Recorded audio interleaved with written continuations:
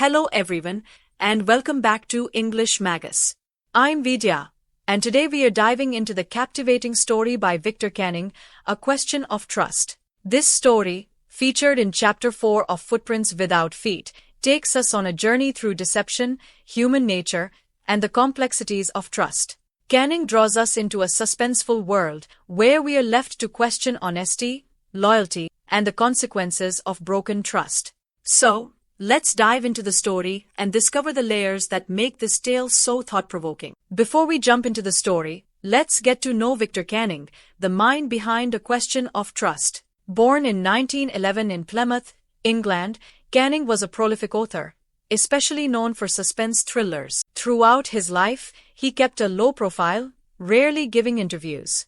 His experiences in World War II influenced his themes of danger and survival, as he captured the lives of ordinary people thrust into extraordinary situations. Fascinating, right? Now, let's look at the main idea of this story. In A Question of Trust, Canning explores the complexities of trust and betrayal, reminding us that appearances can be deceiving. This story shows us that even those who seem trustworthy may have hidden motives, and how, sometimes, the best-laid plans can unravel when you least expect it. Our main character, Horace Danby, is a locksmith with a respectable image. He's around 50, lives with a housekeeper, and seems to be a good, honest citizen, but there's more to him. 15 years ago, he served time in prison. His love for rare, expensive books drives him to rob a safe each year, carefully planning each heist to fund his book obsession. This time, Horace is targeting a mansion called Ch-4 Grange.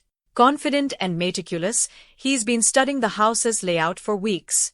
On a sunny July afternoon, with the servants out for a movie, Horace sneaks in, prepared for the heist. His target, jewels worth a small fortune, just enough to finance another year of his passion for books.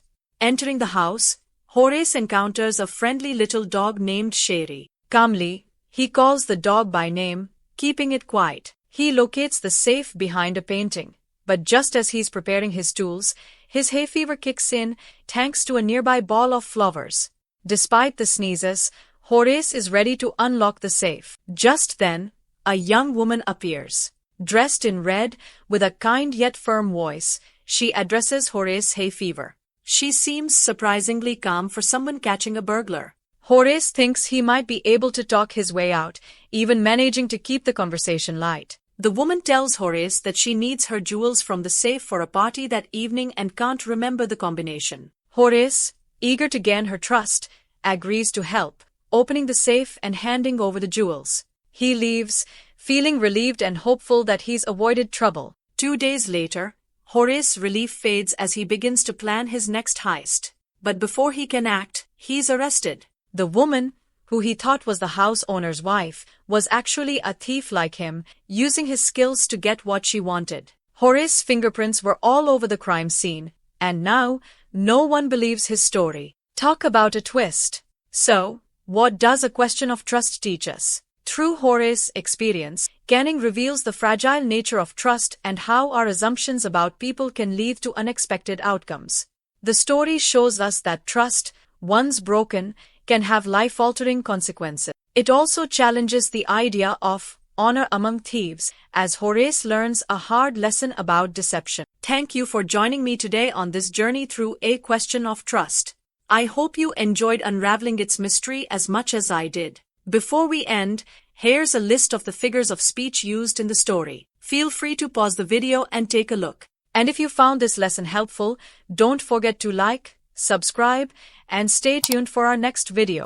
Thanks for watching, and see you in the next lesson on English Magus.